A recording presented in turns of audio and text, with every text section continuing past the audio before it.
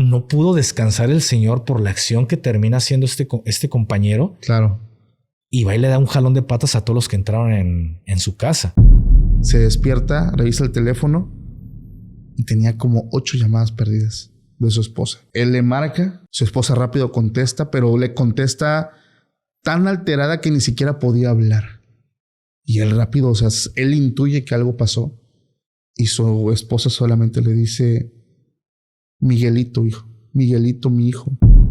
Y ya se regresó a su base y hasta el día siguiente en la mañana él se regresó en su unidad.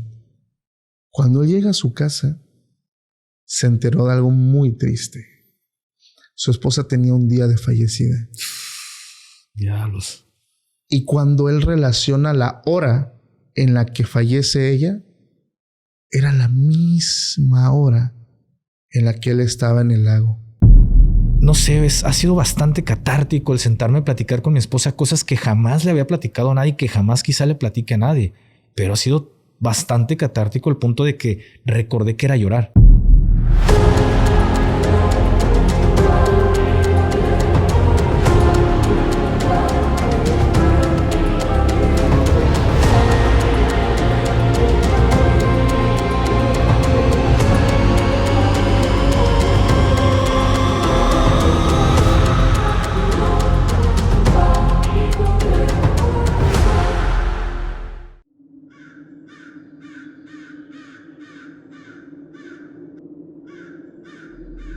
¿Qué tal, amigos? ¿Cómo están? Sean bienvenidos a un capítulo más de Podcast Extra Normal. Mi nombre es Paco Arias y estoy feliz de estar nuevamente en un capítulo para todos ustedes. Hoy tenemos una visita muy especial aquí en los estudios de Tuxtepec. Una persona que conocí hace unos años y debo decir que me ha quedado súper bien. Un buen amigo, una gran persona, un gran ser humano, el Gafe 423. ¿Cómo estás? Muy bien, Paquito. Muchísimas gracias por la invitación aquí a tu podcast. Qué bonitos estudios tienes aquí en Oaxaca, la verdad. Muy emocionado. Te platicaba ahí detrás de cámaras que hasta siento esa emoción como si fueran míos, porque sé lo difícil que es llegar a poner un estudio, lo que cuesta. Entonces verlo me da la misma emoción como en la actualidad. Ahorita están quedando mi estudio más bien. Entonces me dio muchísima felicidad, Paco, el estar aquí en tus estudios, Paquito. Qué chido, hermano. De verdad, muchas gracias. De verdad, te lo dije hace rato y te lo digo creo que cada ratito, pero me emociona mucho tenerte por acá. Gracias por aceptar la invitación. Gracias, Paco. Yo sé que mucha gente te conoce, ha visto sobre todo el logo que tienes en tu gorra. He escuchado por ahí el nombre del Gafe 423. Pero si por si acaso hay personas que te están conociendo por primera vez, hermano, me gustaría que te presentes, quién eres, sobre todo a qué te dedicabas y cuáles son tus proyectos. Mira, yo soy conocido como Gafe 423. Gafe viene por el acrónimo de Grupo Aeromóvil de Fuerzas Especiales. Estuve dentro del Ejército Mexicano y también estuve dentro del Cuerpo de Fuerzas Especiales algún tiempo. Salgo de las Fuerzas Armadas, entro a la seguridad pública como escolta de algún director de seguridad pública y también estuve de escolta de algún político, también en su momento de algún empresario, y actualmente tengo un canal ya en YouTube donde hago pues contenido variado, ¿no? Desde el podcast, uno de los proyectos que ahorita le estamos metiendo mucho entusiasmo, muchas ganas, que es Zona de Guerra, donde hablamos de temas pues meramente enfocados al tema de seguridad aquí en México, lo que no se cuenta, realmente esas historias que viven desde militares, marinos, también gente que ha estado dentro de una organización y tiene una historia que contar. Entonces actualmente le estamos dando duro con ese podcast llamado Zona de Guerra, pero también tenemos otro llamado La Cara Oculta, donde son historias de personas que nos quieren contar algo bueno que vivieron. Ya en algún momento ya tuve el honor de tenerte de invitado en el podcast. Entonces, en resumidas cuentas, ese es Gafe 423, actualmente un creador de contenido. Gracias, hermano. De hecho, por ahí ya estuvimos casi 2 años. Casi 2 años. De que estuve por ahí en tu canal. Tú también es la segunda vez que estás con nosotros. Gracias por la invitación. Y recordarle a toda la familia que los enlaces al canal del Gafe, a todos sus proyectos, lo van a encontrar en la descripción. Y ya saben que también antes de iniciar los episodios, es el momento de suscribirte. Tú sabes, familia, que es la forma en cómo tú nos apoyas a nosotros, al GAFE y a todos los creadores que nos acompañan. Es algo que es relativamente muy fácil, muy rápido y no cuesta nada. Y nos apoyan como no tienen una idea. Si nos escuchan por medios de podcast como Spotify, hay una opción que dice seguir. Ahí el botoncito, pícale, totalmente gratis y ya eres parte oficial de esta gran familia. Y sobre todo porque mucha gente escucha los episodios, los disfruta, pero pocos forman parte de... Ahora que ya lo hicieron, ya les agradecimos, muchas gracias. Vamos a empezar, hermano, porque el temazo que tenemos esta noche, debo decirte que tú eres la persona indicada para hablar de esto. A ver. Este tema, te lo voy a decir por acá, este tema de historias de soldados o temas que tienen que ver con la milicia, pero con el lado paranormal, es un tema que tenemos desde hace como 8 meses. Y yo le decía al equipo, es que aquí el GAFE tiene que ser con quien tengamos esta plática, sobre todo porque tú conoces todo lo que se vive del otro lado. La primera vez que estuviste con nosotros nos platicaste tus propias experiencias que tenías hasta ese momento, pero la realidad es que se viven cosas impresionantes. Yo siempre he mencionado que las personas que empiezan en un área laboral como la milicia, como doctores, maestros, que tienen que ir fuera de sus casas, a comunidades, a zonas muy rurales, incluso a lugares donde pareciera que es imposible llegar. Y recuerdo mucho a mi madre cuando le tocó visitar un lugar llamado, no lo voy a mencionar porque la voy a quemar en una vez que contó algo, pero un lugar que literal tenías que llegar en bestia, se le conoce así, en burro, porque el caballo no aguanta.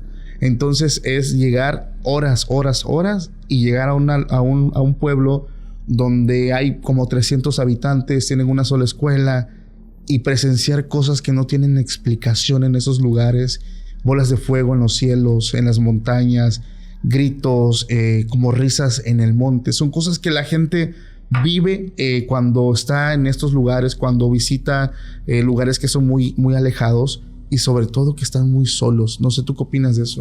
Mira, creo que realmente ahí es donde están esas buenas historias. Creo que en algún momento me han preguntado si en algún momento yo me iría de Guadalajara a vivir a otra ciudad, a otro estado. Y a mí siempre me llamó la atención vivir en un pueblo. O sea, siempre los pueblitos traen algo que te atrae, desde lo paranormal hasta quizá un ambiente completamente diferente. Y sí me tocó ir a varios lugares donde se sentían vibras quizá inexplicables. Ya en su momento yo era escéptico. Yo era completamente escéptico al tema paranormal hasta que por una u otra situación ya no pude decir esto no existe. Claro. Porque por más que quería sacar esa lógica, dije esto es real. O sea, es casi es palpable. Entonces empecé a tener como ciertas precauciones porque me daba miedo. O sea, me daba miedo meterme a... Es que realmente ya sentía ese miedo de lo paranormal porque ya lo había vivido en carne propia. Entonces... el entrar al estudio de Paco, el entrar al estudio de Alberto del Arco, o sea, a mí me da miedo. O sea, realmente entramos y se siente... Una vibra. O sea, una vibra que aquí se cuentan historias fuera de lo común, sobrenaturales. Entonces, esa es la misma sensación que te da cuando llegas a un pueblo y empiezas a escuchar ciertas historias. En algún momento... el soldado normalmente cuando sale desplegado este tipo de pueblos, la orden que se tenía en aquel entonces cuando yo estaba en el ejército mexicano hoy ha cambiado para bien, ha cambiado este punto, pero anteriormente cuando yo estaba en el ejército la orden era de que teníamos que acampar lo más alejado de la población civil. Imagínate. Que no tuviéramos ese contacto social.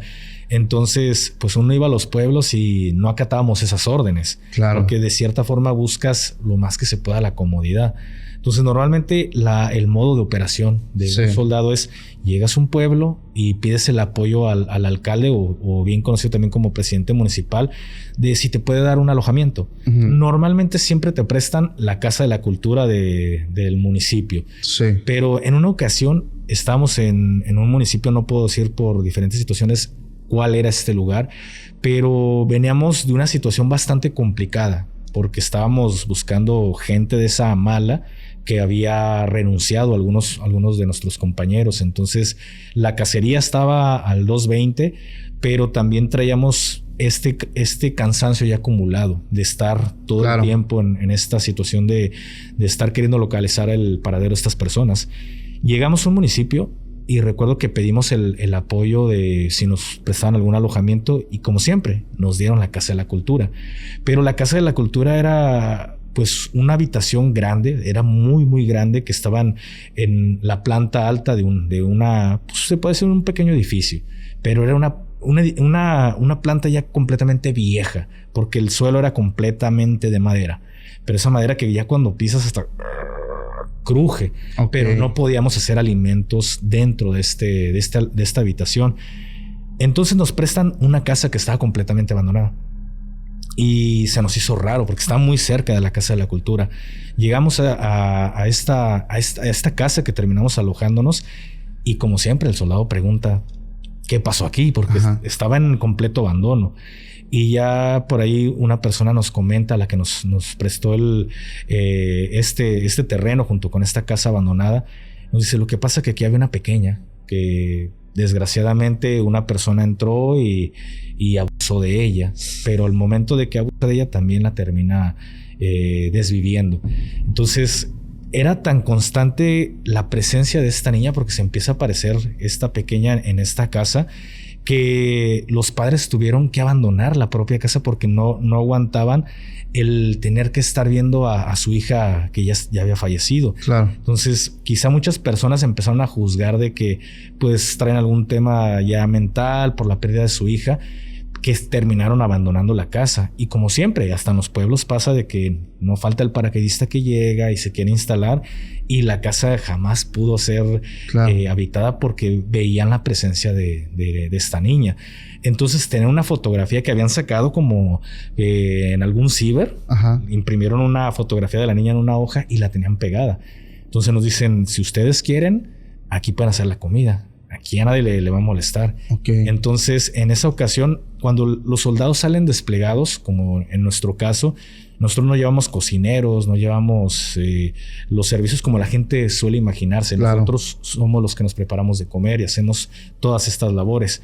Se hacen turnos de que, a ver, esta semana al primer pelotón le toca hacer de comer, al segundo le toca la vigilancia y el tercero sale a andar operando. Entonces se va haciendo una especie de rotación. Esa semana nos tocó a nosotros estar haciendo la comida y realmente pues se sentía una vibra tensa, Paco, porque nosotros al punto de que ni siquiera nos metíamos a esta casa a menos de que tuviéramos en verdad que sacar algún caso, algún perol, porque era una sensación fuerte. Yo no te puedo explicar. Muchos decían, es que es porque se encuentran cansados. Porque independientemente de que nos tocaba hacer la comida, teníamos que salir a patrullar en las noches con toda la sección. Entonces decían, es que es porque ustedes traen el cansancio acumulado. No, es que se siente algo, se siente que nos observan. Y en una ocasión, ya era un poco noche, me dicen, a ver, ve a revisar los frijoles. Entonces, al momento de ir con uno de mis compañeros a esta casa, a revisar que los frijoles que tuvieran la leña suficiente, tuvimos que entrar a esta casa y pues ya estaba un poco oscuro. O sea, yo realmente vi que alguien pasó, como una silueta de un niño.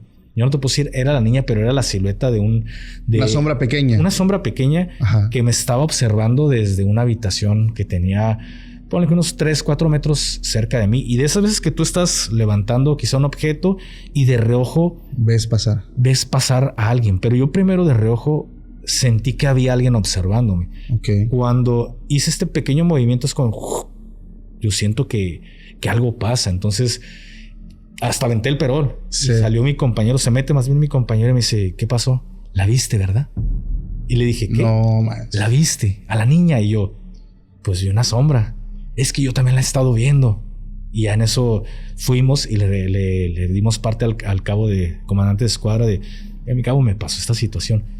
¿Tú también la viste? Y yo, sí. O sea, todos la habíamos visto, pero nadie había dicho, yo la vi. Claro. A lo mejor a mí me tocó ser el último que vi esta sombra, pero ellos ya la habían visto y quizá dijeron, si digo algo me van a juzgar de loco. Entonces cuando me pasa a mí, empezamos ya a relatar y todos teníamos algo en común de que siempre que estábamos solos sentíamos que alguien nos estaba observando.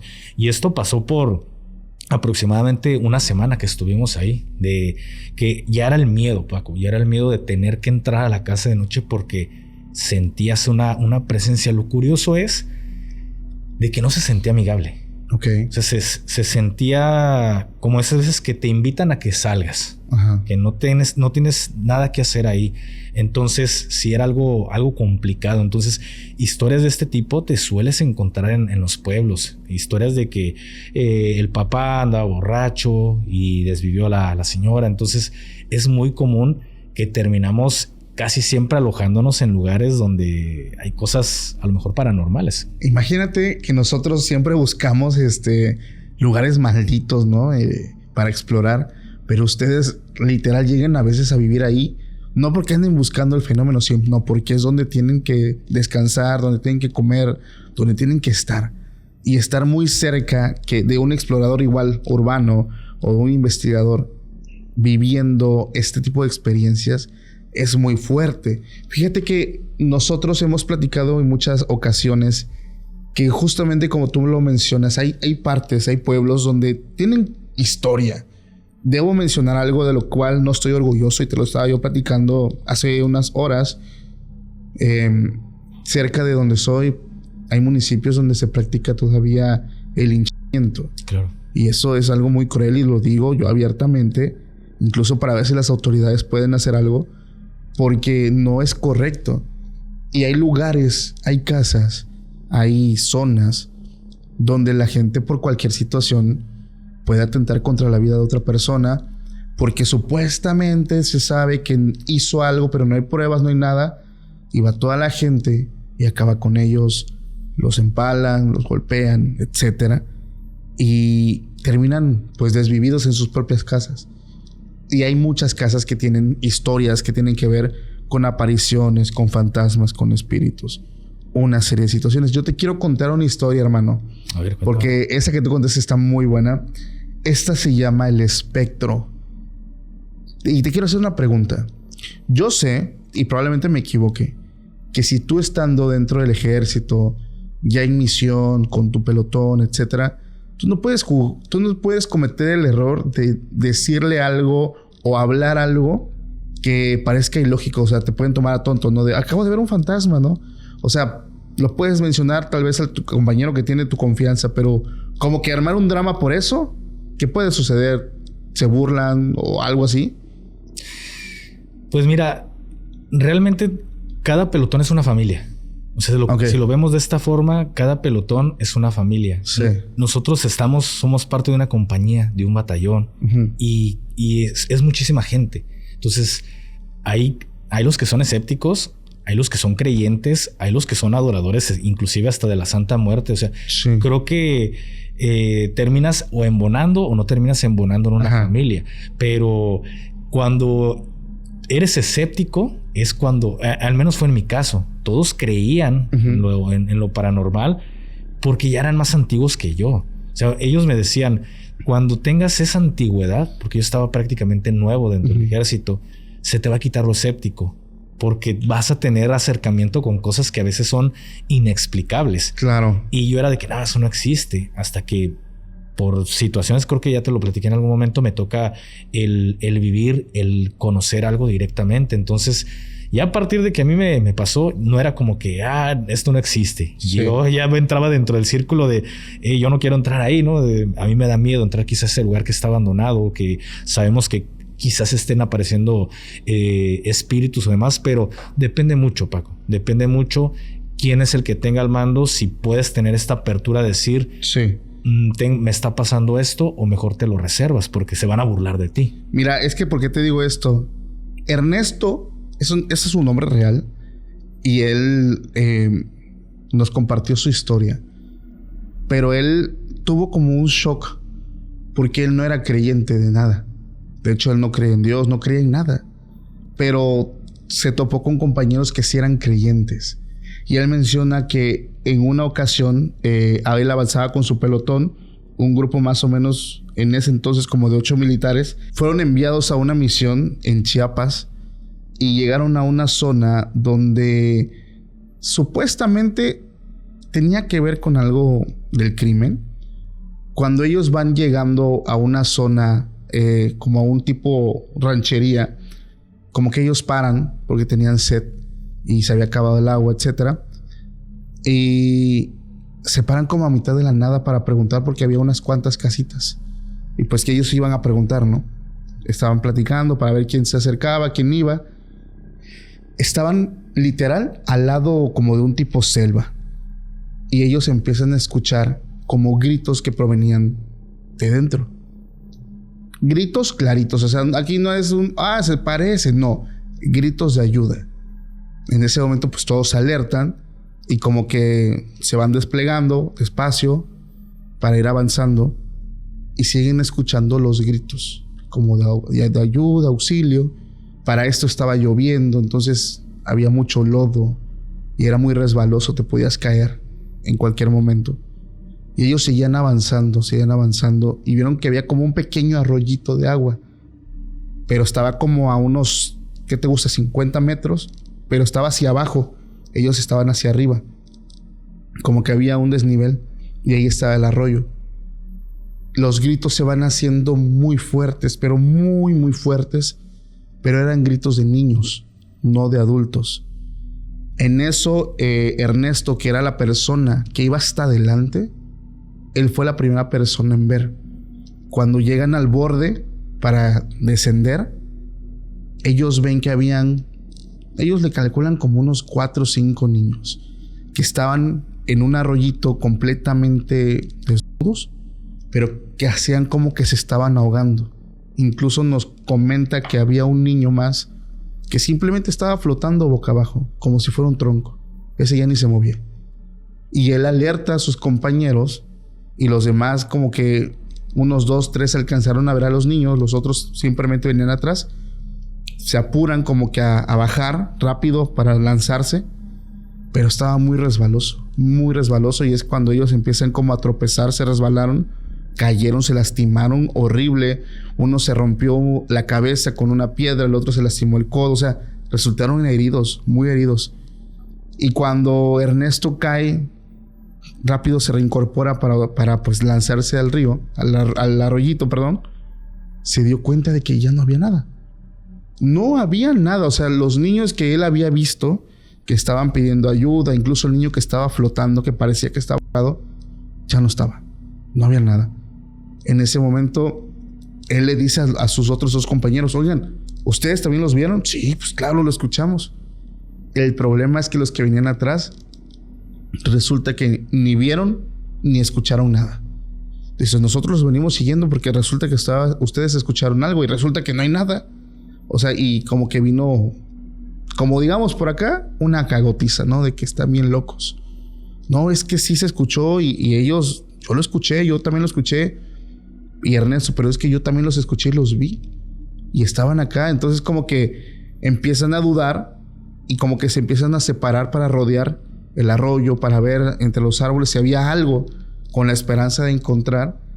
Y hay un momento donde vuelven a escuchar como que los gritos de ayuda otra vez, pero esta vez solamente Ernesto lo escucha y él empieza como a separarse del grupo, a separarse y deja a sus compañeros atrás. Es curioso porque él dice, yo no noté que me alejé por muchos metros, o sea, no sé en qué momento como que me hipnoticé. Como el canto de la sirena, ¿no? Ajá, algo, pero me empecé como que a alejar, y me hablaban por radio. Pero como que tus oídos se tapan y como que yo estaba empeñado pues en demostrar que yo no estaba mintiendo, que no estaba loco. Porque sí los vi, los escuché y los estoy escuchando.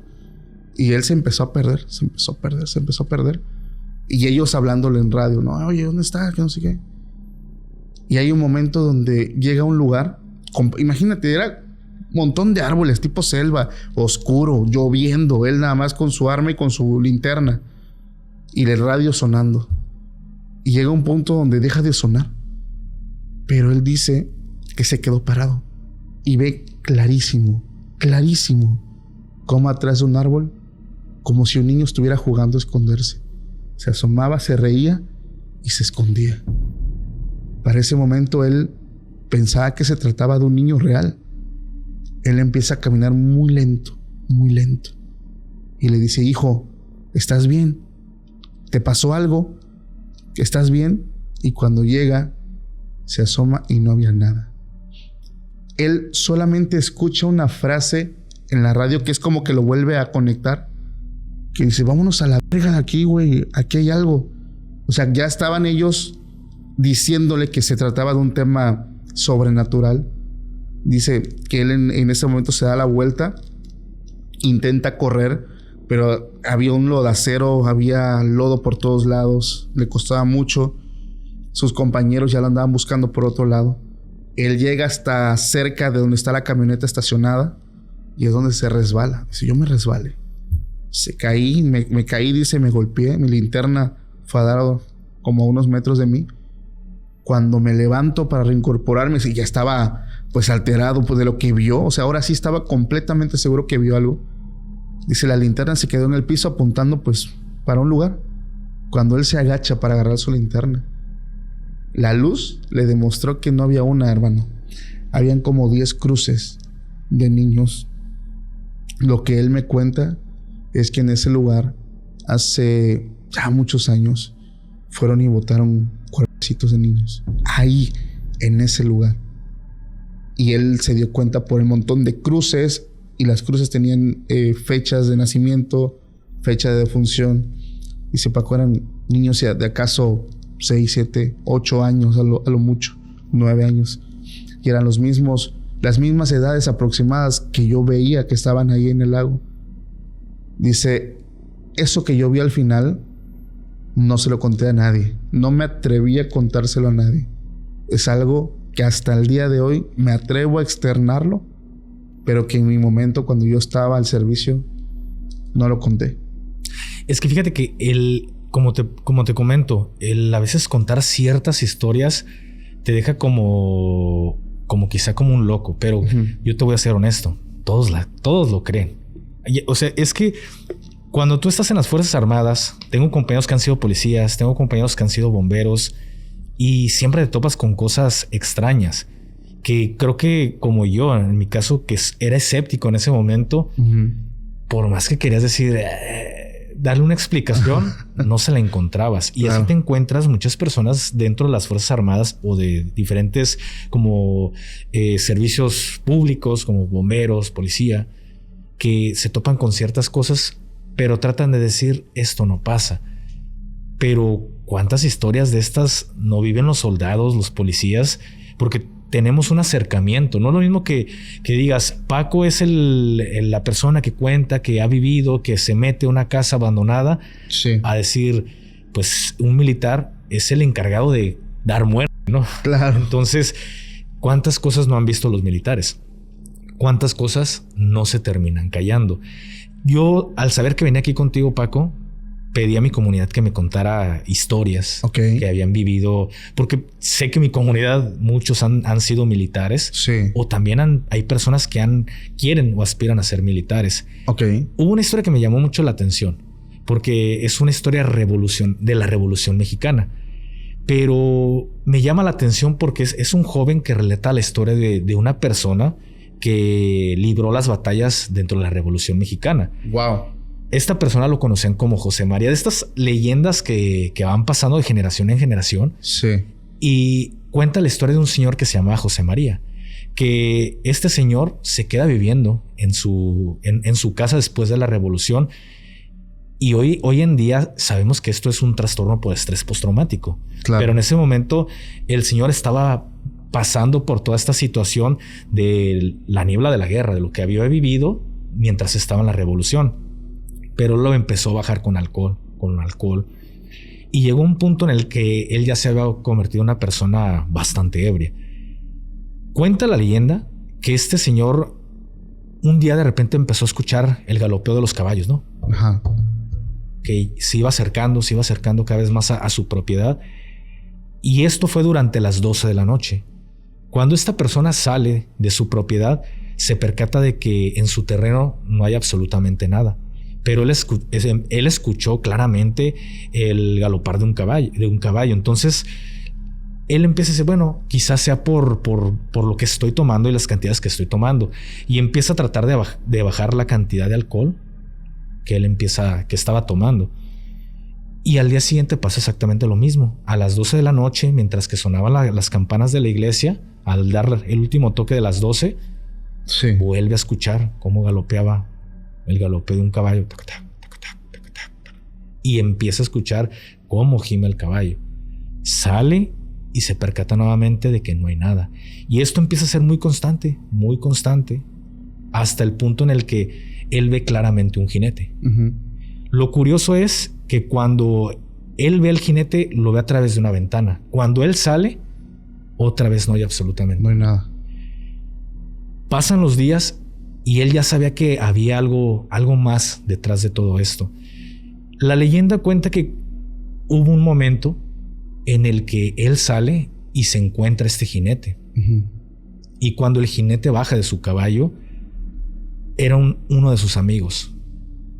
A José María, como este jinete que estaba pues prácticamente manifestándose ante él, había sido un compañero de armas dentro de la Revolución Mexicana. Y en algún momento a ellos dos, junto con una caravana más de personas, los mandan a recuperar un cargamento. Son los únicos que sobreviven a esta emboscada. Pero al ver el cargamento, se percatan que había oro dentro de este cargamento y José María termina matando a su compañero por la ambición de llevarse el dinero. Era esta persona, el jinete, el que se le había aparecido a José María. Entonces, esta historia la empieza a relatar, pero la gente pues no termina creyendo en la historia de José María. Pero es una leyenda de un pueblo. Ahorita específicamente no recuerdo cuál es el nombre, pero es una leyenda de este pueblo. Lo que me causa esta curiosidad, a mí me pasó algo muy similar, quizá no de los tiempos de la Revolución, pero cuando yo hice mi adiestramiento, porque todo elemento que entra de la vida civil a la vida militar pasa por un adiestramiento previo. Claro. A mí me toca que me mandan a adiestrarme a lo que viene siendo el CACIR de la 5ª Región Militar, ubicado en el 92 Batallón de Infantería, Jamay, Jalisco. Ok. ¿Por qué les digo estos datos? Porque este fue un paso en lo que viene siendo la época de los cristeros, paso obligado. Uh-huh. La guerra de los cristeros, no sé si tengas algún conocimiento de esto, pero sí, murió muchísimas personas. Demasiado. Y los estuvieron cazando por mucho tiempo y este era paso obligado, se le considera la ruta cristera. Hay cuevas donde se escondían los cristeros. Entonces, el centro de adiestramiento está dentro de una hacienda. En su momento fue una hacienda de un caudillo muy importante. Uh-huh. Y en algún momento esa hacienda se la terminó quedando una persona del narcotráfico.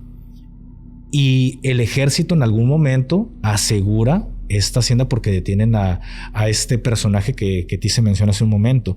Entonces la propiedad se la termina quedando la Secretaría de Defensa Nacional. Y esta hacienda pasa a formar parte de un batallón y se crea un centro de adiestramiento porque es un batallón de infantería.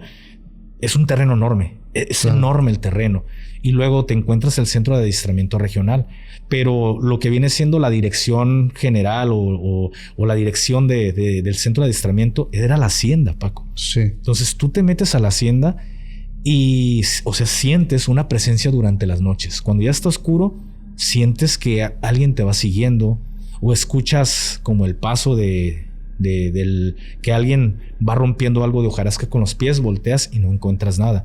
Yo en ese momento apenas estaba haciendo mi adiestramiento como soldado, todavía era demasiado escéptico, pero no puedo quitar el dedo del renglón que pasaban cosas, porque nosotros poníamos una guardia dentro o antes de la comandancia que pues está prácticamente pues en la hacienda, y de repente escuchabas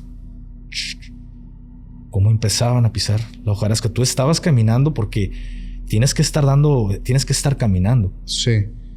Y es pura tierra, Paco. Entonces llega un momento en el que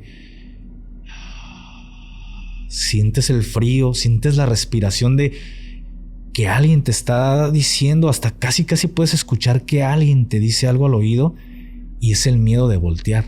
Porque por muy escéptico que yo era, me daba miedo de voltear. Claro. Nunca volteé, pero es innegable que escuchaba los ruidos de cómo yo empezaba a caminar y alguien iba detrás de mí. Uh-huh. Cómo caminaba en la oscuridad y escuchabas pero nunca volteaba. Tiempo después, yo me termino graduando, vuelvo a lo mejor 6-7 meses después a un adiestramiento y pues yo ya era un soldado antiguo. ¿Qué pasa? se hace un escándalo así muy fuerte durante la madrugada porque una soldado se desmayó. Era de nuevo ingreso. O sea, para ese momento nosotros ya conocíamos las historias de la hacienda y que se aparecían personas o escuchabas como que venían carretas, porque se escuchaban las carretas, pero no había nada. Entonces, esto lo vas sabiendo, este tipo de historias cuando ya estás desempeñando algún servicio o estás adiestrándote. Claro. La chica era de nuevo ingreso. O sea, apenas la habían mandado a adiestrarse a este casir. Y cuenta la muchacha porque cuando se despierta esta soldado, le preguntan qué pasó. Porque nada más escuchó un grito, fue un grito de desesperación que pues prácticamente se hace en un cerro, Paco. Claro. Y un grito en la madrugada se escucha por todos lados. O sea, prendió las alarmas. ¿Qué está pasando? Uh-huh. Cuando llegan, encuentran a la Elemento desmayada en la pluma de la hacienda. Wow. Cuando la despiertan, le preguntan qué pasó. Y ella cuenta su historia. Dice que pues ella estaba de vigilante y cuando voltea hacia arriba ve una persona suspendida. Una mujer. Ella cuenta que ve a una mujer suspendida en un árbol. Uh-huh. Y ella, de la impresión, se desmaya y es cuando da el grito. Grita y se termina desmayando. Wow. Pero ella cuenta en su historia de que la mujer pues traía prendas que no coincidían a la época. Ok. Entonces fue muy sonada esta historia porque era una chica de nuevo ingreso que pues todavía no se sabía las historias de terror que se viven en ese centro de adiestramiento. Claro. Y fue parte de... O sea, lo vivió ella directamente. Entonces dije, mira, esta historia se me hace... O sea, no sé por qué recordé lo de los cristeros y en épocas que quizá nosotros no vivimos, pero dejan ese rastro, dejan esa huella que se queda en este lugar. Fíjate que hay lugares que han pasado años y lo hemos mencionado en Oaxaca, por ejemplo, y lugares que tienen mucha historia, tienen construcciones que vienen de la era del Porfiriato y han pasado, tan solo visitamos también una hacienda que tiene, siglo XVII, imagínate. Wow. De gente que tenía mucho poder. A ver, esa historia, esto que estoy mencionando está en contenido exclusivo, es una exploración que ya se hizo y ya está arriba. Pero en ese lugar era una familia tan poderosa que el granero era donde dormían sus empleados, la servidumbre, así le llamaban. Y ahí es donde ellos vivían. Y en ese lugar, haz de cuenta que había un capataz. Y como que todos los empleados decidieron desvivirlo en el granero. Ya pasaron tantísimos años y pasaron más cosas. Hubo un exorcismo ahí de su niña, de su hija. Pero cuando nosotros entramos al granero, que hoy es una galería como de arte, en la noche, en la madrugada, hermano, es una pesadez impresionante. Imagínate, eso pasó en el siglo XVII. A la fecha se sigue sintiendo la manifestación, la energía. Y es que se dice, que el ser humano al morir y al nacer segrega pues un químico que no podemos, es innombrable para las redes sociales. Y esto alimenta a la élite y a las deidades. Claro. Entonces es algo tan poderoso, tan fuerte, muy, muy parecido a la adrenalina. Y esto hace que la energía humana se maximiza, se hace más grande. Y es por eso que a pesar de que pasó una tragedia, se sigue apareciendo algo. Es como el rastro de... Entonces imagínate, siglo XVII a la fecha, que se sigue sintiendo la manifestación del capataz. Es impresionante. Hace ratito estábamos hablando de uno de mis... Ni me digas. De mis regalos que tengo por acá, que son ocupados para protección. Cuando yo estuve contigo la primera vez, te hablé de cómo gente mala ocupa la brujería para protección de tierras y eso. Eso de este lado es muy sonado. O sea, que los ranchos, que sembradíos y esto tengan guardianes. Y guardianes, y aquí voy a sonar muy, muy, muy, si tú lo quieres ver, muy fantasioso, hasta nahuales que pueden custodiar ciertas áreas. Lo más habitual son entidades. Y yo te quiero contar esta historia que pasa en una parte muy al sur del país. Esto ocurre aproximadamente en el año 2012. y le pasa al cabo Miguel Ángel, es su nombre real. Él menciona que había un rancho abandonado, que ya se había dado la señal de ir y desmantelarlo, ya estaba abandonado, y ellos viajaron muchas horas para ese rancho. Cuando llegan, ellos no sé por qué, no me lo explica, ahorita tal vez tú me vas a ayudar. No llegaron hasta en la unidad al rancho. Haz de cuenta que lo dejan en una zona y caminaron muchísimo para llegar a ese rancho. Entonces, imagínate todo el día en el sol, soleado, todavía caminaron, no habían tomado agua. Cuando llegan al rancho, ya estaba atardeciendo, ya se estaba ocultando el sol, y es donde como que se despliegan, ¿no? Cierto, se van a tal área, como que empiezan. Sí, se establece la seguridad. Establecieron, rodearon todo, y pues ellos iban preparados para lo que sea, a pesar de que ya sabían que estaba abandonado. Entraron, y justamente lo que aquí lo tengo anotado, porque eso el correo que nos comparten, es que cuando llegan, ellos se encuentran principalmente como en la sala de la casa del rancho, encuentran botellas, cigarros, y más como al fondo encontraron como una caja fuerte, si así lo quieren ver, que estaba como oculta, donde se acaban, pues ya saben, ¿no? Sustancias ilícitas envueltas como en cinta Durex, en papel en aluminio y cinta Durex, y empezaron como a decomisar todo, a limpiar el lugar. Miguel Ángel se quedó afuera y le llamó la atención algo. A un lado de esa casa había una construcción muy pequeña, como él pensó que era como un baño, pero conforme se fue acercando, le llamó la atención que se veía como un resplandor como de una vela. Y no era un baño. Él pensaba que era como una capillita, una capilla. Entonces él siguió caminando. Y sus compañeros mientras seguían sacando las cosas, esta sustancia ilícita, armas, encontraron armas también y un montón de cosas. Y él como que se empezó a ir. Le llamó la atención. ¿Qué hay ahí? Probablemente una capilla de San Judas Tadeo o algo, ¿no? Cuando él llega y se da cuenta, era una capilla, pero era una capilla a la Santa Muerte. Ahí estaba, enorme, completamente negra, y tenía como una charola. En la charola había ofrendas, había dinero, había más sustancia ilícita, y había como ¿cómo se llaman estas municiones? Municiones de armas. Sí, cartuchos. Cartuchos, estaban los cartuchos. Y como que eso le dejaban de ofrenda.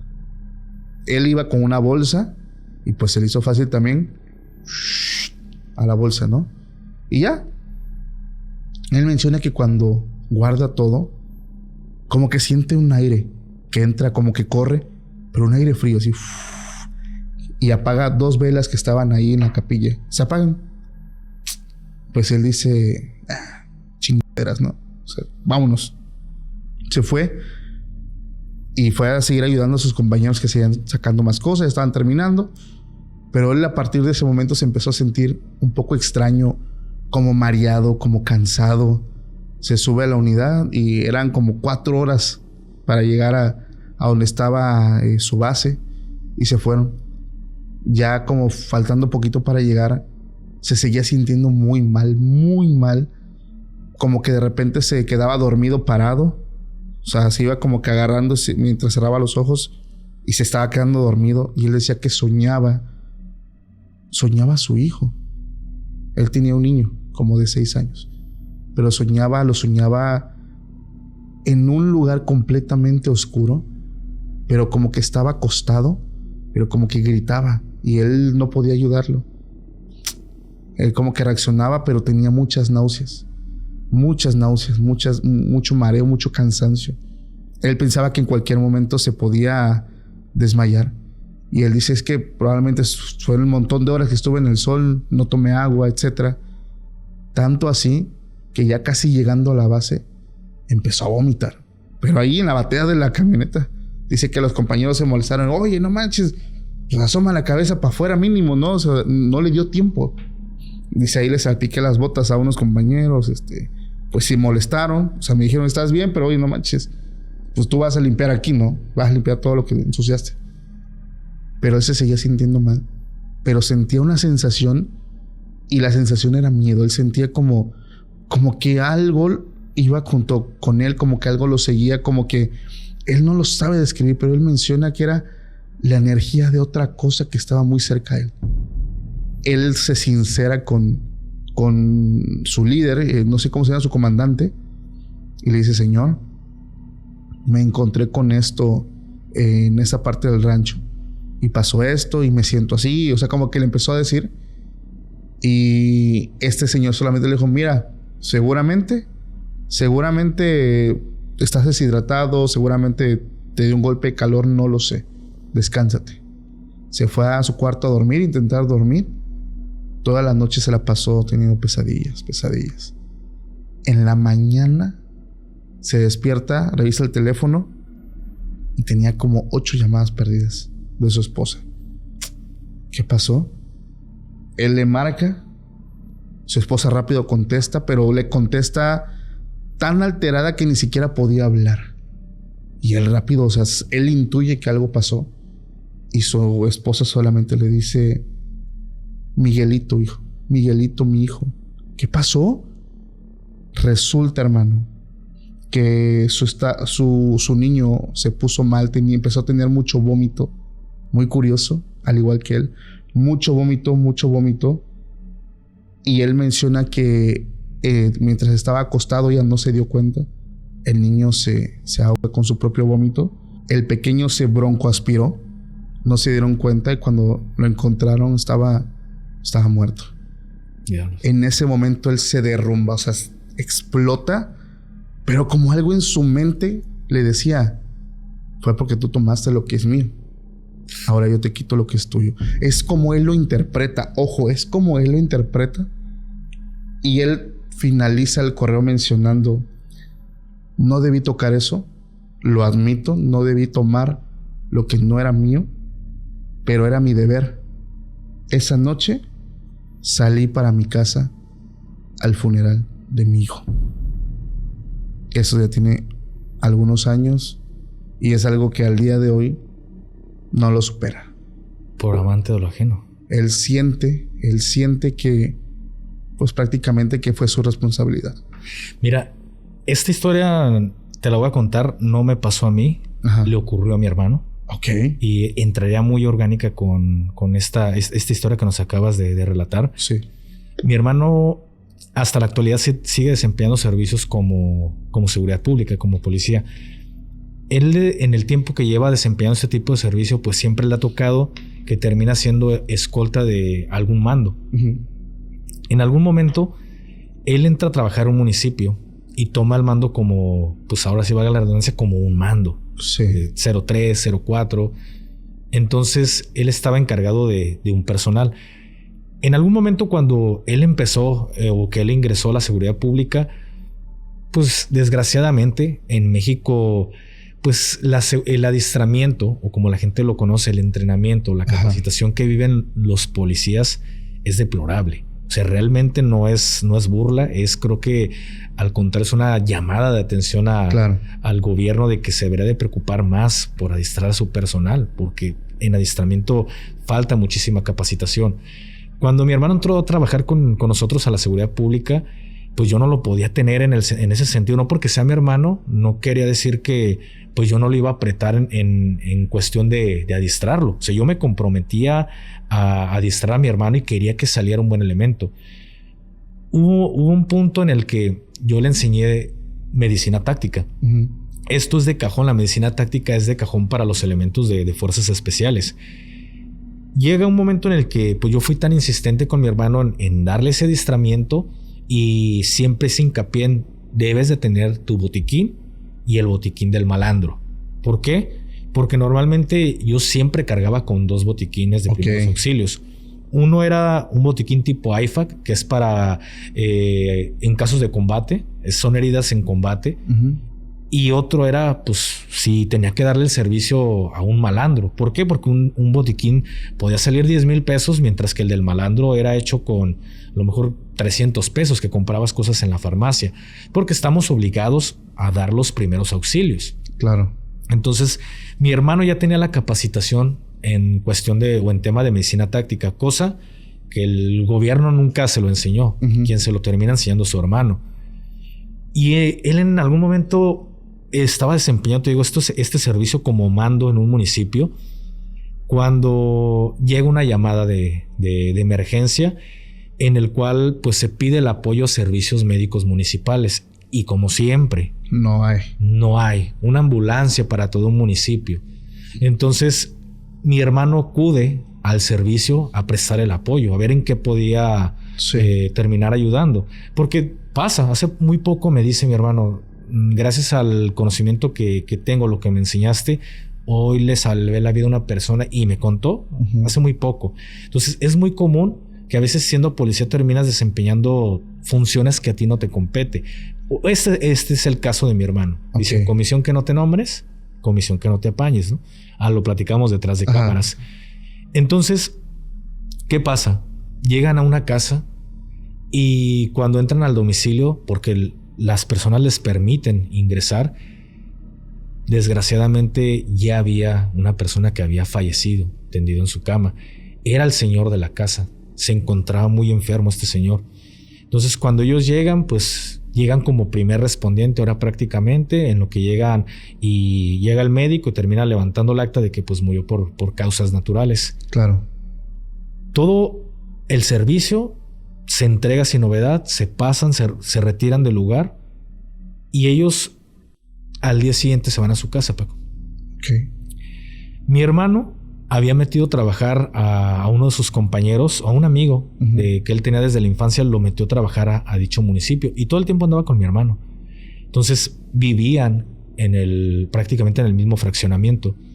¿Qué pasa? Una noche después de que ocurre lo de este señor, mi hermano me cuenta que él estaba dormido y de repente sintió que jalan a mi sobrino. Mi sobrino dormía con mi hermano.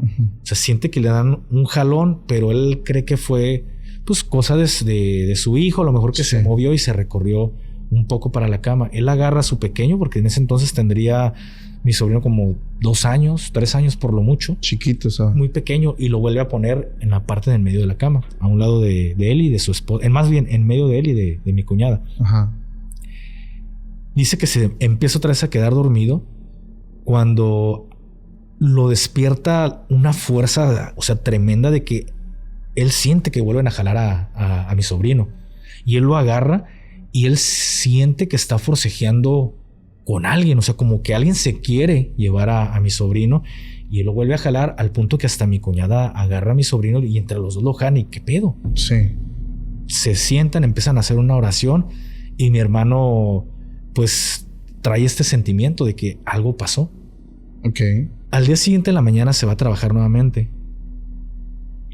Y en el lugar, a un lado de él, se sube este amigo, el que él había metido a trabajar a este municipio. Y lo ve desvelado. Y mi hermano le pregunta, ¿y luego qué te pasó? Te ves, o sea, se ve que tuviste una noche pesada. Pero mi hermano con lo que él había vivido. Y le dice, no, es que no pude dormir. Y mi hermano, ¿por qué no? No, es que no pude dormir. ¿Pero por qué no? Se pone nervioso y no sabía qué decir.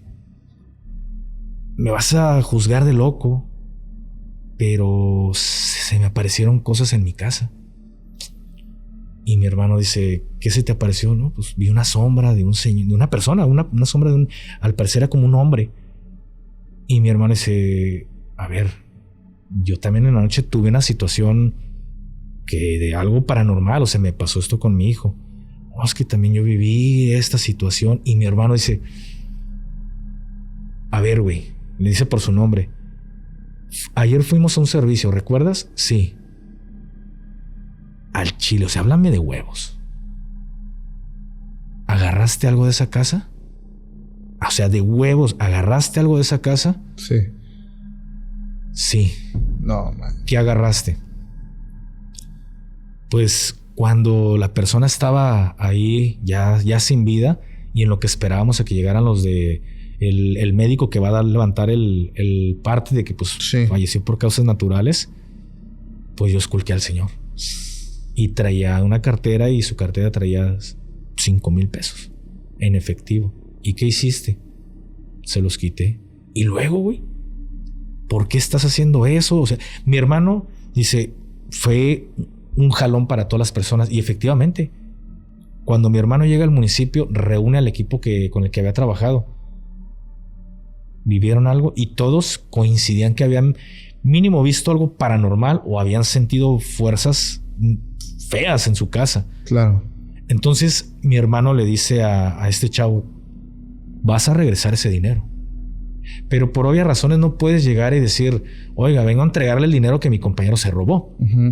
Dice, tú vas a solucionar el problema en el que ya estás metido, nos terminaste embarrando todos. Llega nuevamente a lo que viene siendo la casa de, pues donde habían llegado ese servicio y tocan y sale la hija y ve a los policías y se extraña. Buenas tardes. Dígame, oficial. Y mi hermano le dice, mi compañero quiere hablar con usted. Sí, todo bien, oficial. Vengo a entregarle un dinero. Y la hija se queda extrañada como, ¿un dinero? Sí, es que... Y saca de su camisola, del uniforme, saca los 5,000 pesos y le dice, vengo a entregarles este dinero. ¿Qué hace usted con ese dinero? ¿De quién es? El día que ustedes nos hablaron, su papá traía el dinero pues ahí a la mano. O sea, yo vi una cartera y yo quería entregárselo personalmente. Quizá la situación ya no se dio, pero quería entregárselo personalmente porque ya sabemos pues cómo de repente son los de los peritos o el forense o servicios médicos municipales o quien llega a atender el servicio y se terminan robando el dinero.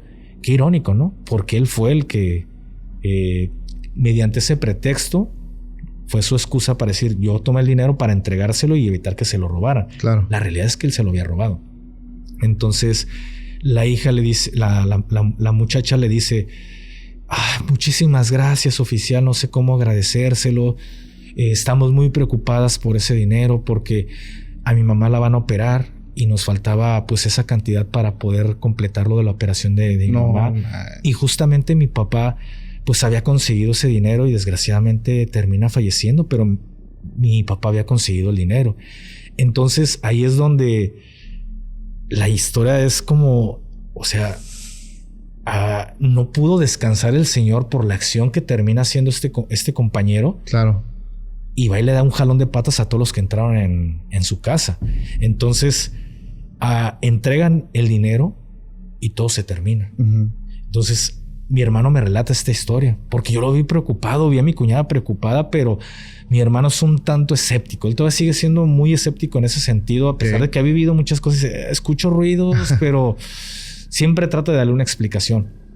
Entonces él no me lo dijo. O sea, la primera persona que me lo terminó contando fue mi cuñada. Oye, pues es que pasó esto, y delante de él, a él ya no le quedó más que contarme la historia completa. Entonces, esto le pasó a su amigo por amante de lo ajeno. Fíjate que es un clásico, y lo voy a decir abiertamente, en funerarias. Cuando hay levantamiento de cadáveres que mueren por temas accidentales, homicidios, ellos levantan los cuerpos y desafortunadamente, no es que en todos, ojo, debo hacer el paréntesis, pero sí he escuchado de personas que me han contado de primera mano que cuando llegan, lo primero que hacen es revisar cartera, revisar anillos, relojes, y si es como que supuestamente la familia le dan como en una bolsa todo, ¿no? Esto es lo que tenía su familiar, pero pues ya la cartera va vacía, etcétera. Y es cuando nace el dicho de nunca le robes a un muerto, porque si le robas a un muerto, no sabes lo que puede pasar. Yo tengo una pregunta para ti, Gafe. Dime. Yo he hablado con personas que se dedican al tema de magia, pero que le dan su servicio a gente mala. Ya sabes a qué tipo de personas. Sí. Y es algo que normalmente pues solicitan Porque solicitan muchas cosas. O sea, no es como nada más que nos vaya bien y ya. No, solicitan protección, solicitan ser invisibles, solicitan un montón de cosas bien raras. Y ellos les dan como un protocolo para cuando están en misión o van a tener como una batalla o algo. Ellos se encomiendan a una deidad. Llámese santos de la santería, llámese muertos en el Palomayombe, llámese Santa Muerte para los que creen en ella. ¿Tú anteriormente te encomendabas a algo? Yo siempre me he encomendado a Dios. A Dios. O sea, yo soy creyente de Dios, más no en la iglesia. Claro, ¿sabes? claro. O sea, yo creo en Dios, más no creo en la iglesia. Eso siempre hay que dejarlo bien específico porque luego, ay, que ateo. No, sí creo en Dios, pero tengo un compañero que ya hoy en día es mi compadre y él era muy creyente de la Santa Muerte. O sea, cuando estábamos en el ejército, había como, o sea, yo tengo algo por lo que no juro. O sea, si puedo echar una mentira blanca, ¿no? Por ejemplo, a mi esposa, y a ver, júramelo por tus hijos. Ella sabe que yo no juro por mis hijos y sabe que cuando te doy mi palabra de honor, hago lo imposible por cumplir mi palabra de honor. Claro. ¿Qué pasa? Mi compadre tenía algo muy similar. O sea, él cuando me decía, a ver, júramelo por tus hijos, ya sabía que por ahí me podía agarrar de bajada. Sí. Era lo mismo con él, ¿sabes? Porque él era muy creyente de la Santísima Muerte. Y él le decía a mi niña, y él le pedía por mi niña. Entonces pasaba algo muy similar.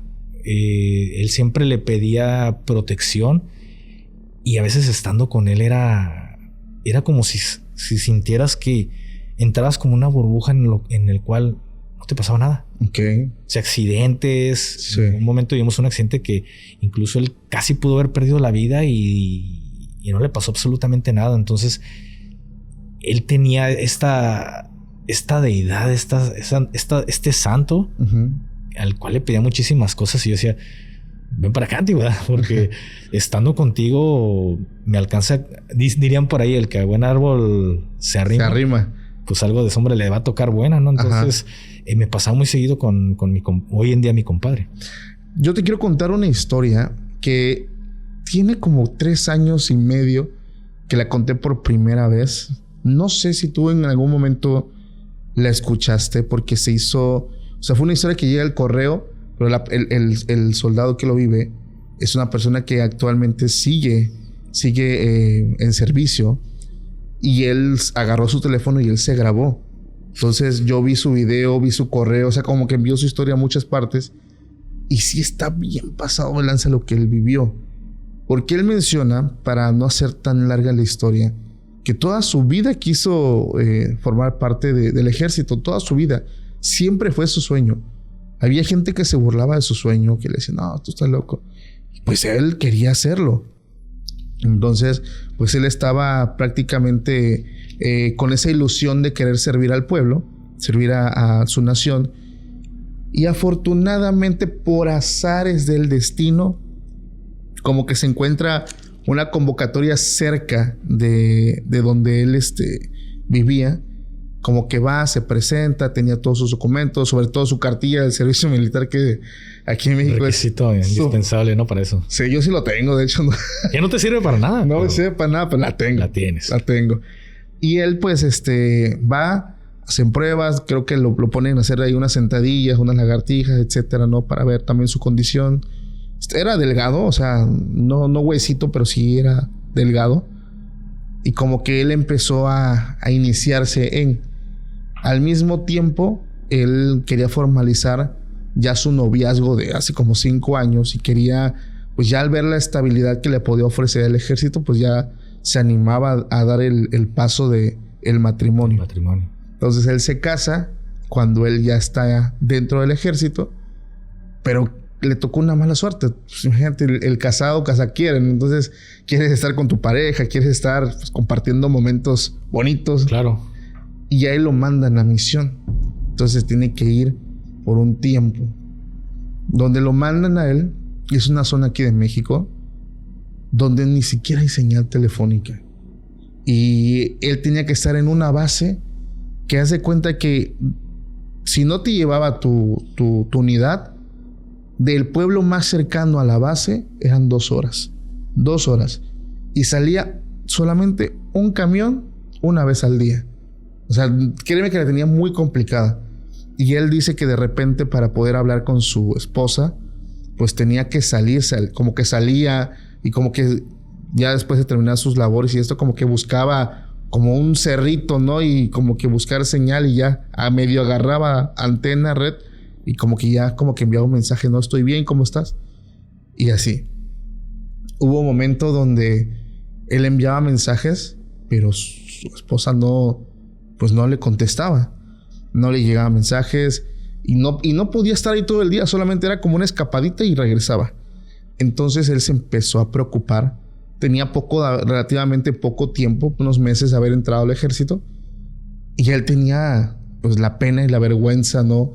Y el temor de decirle tal vez a su jefe directo: oiga, me da permiso de ir a mi casa. O sea, él tenía miedo porque dice: ¿cómo voy a pedir un permiso si acabo de entrar? O sea, me pueden sancionar o no sé. El caso es que él se queda con esa incertidumbre. Pasan como 2 días y recibe él un mensaje. Era de su cuñada. Su cuñada le estaba diciendo que su esposa había caído enferma, como que le había dado una tipo influenza, pero que se había complicado y que urgía que él fuera a la casa. Cuando ve el mensaje se quita toda la pena, toda la vergüenza y se acerca, no sé, su comandante, algo así, y le dice: señor, pues tengo esta situación, me apena muchísimo, pero necesito ir, necesito. Y él dice: sí, mira, adelante, es un tema de salud, ve, pero hay un tema, las unidades están ocupadas, tienes que esperar allá afuera tanto tiempo para que la unidad que llega te regrese en esa misma. Y él se fue y se quedó afuera como 1 hora y media, y él ahí estaba todavía esperando y no llegaba, ¿no? Y él dice: madre, pues me voy a adelantar. Dice: la locura y también, claro, la necesidad de llegar. Voy a ir. Yo creo que si me voy trotando puedo llegar por lo menos y no perder el tiempo aquí. Y él se va, hermano. Se va por pura sierra, a orillita de la carretera, trotando.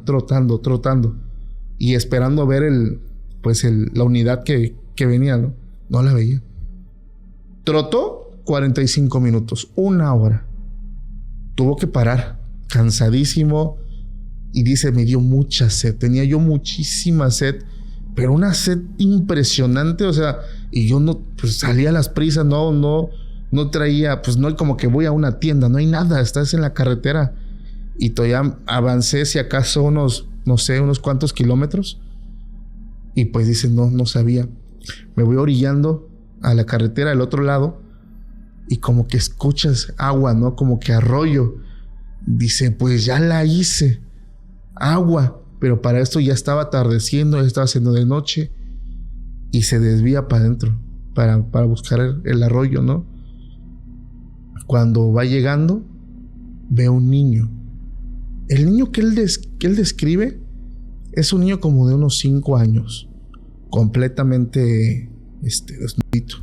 Se estaba como bañando. Y él dice: híjole, no puedo ir. Voy a esperar que se vaya. O sea, ahorita se tiene que ir, ya es tarde. Ha de ser algún niño de alguna casa que esté aquí por la montaña, no lo sé. Ahorita se tiene que ir.